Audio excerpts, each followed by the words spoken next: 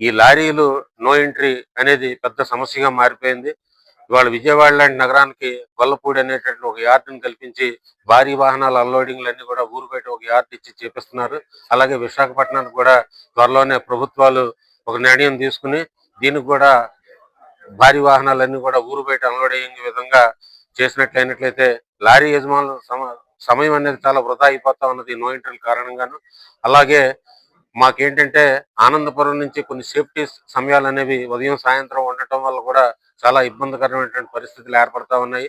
గొల్లపూడి లాంటి యార్డులు ఏర్పాటు చేయాలని, అలాగే నో ఎంట్రీ సమస్య వల్ల మా లారీ యజమానులు సమయం వృధా అయిపోవడంతో పాటు పోలీస్ కేసులను కూడా ఎదుర్కోవాల్సినటువంటి ఇబ్బందులు ఏర్పడతా ఉన్నాయి.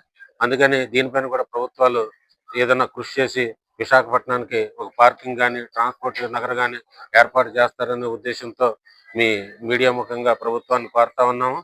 అలాగే మా లారీ యజమాన సంఘాల తరఫున కూడా మేము మా విశాఖపట్నంలో ఏర్పాటు చేసినటువంటి జేఏసీ మాకు ఇవాళ లోడింగ్ లేకపోకుండా షార్టేజీల మీద పోరాటం చేసినటువంటి మా సప్లయర్స్ జేఏసీ అసోసియేషన్ వెంకటేశ్వరరావు గారికి, మా గూడ్స్ అసోసియేషన్ సత్యనారాయణ గారికి, మా విశాఖ జిల్లా గౌరవాధ్యక్షులైనటువంటి కన్నతల్లిమూర్తి గారికి, మా Visakhapatnam lorry owners association president అయినటువంటి మా లక్ష్మీనారాయణ గారు కూడా మా అసోసియేషన్ తరఫున ప్రత్యేక ధన్యవాదాలు తెలియజేసుకుంటున్నాం.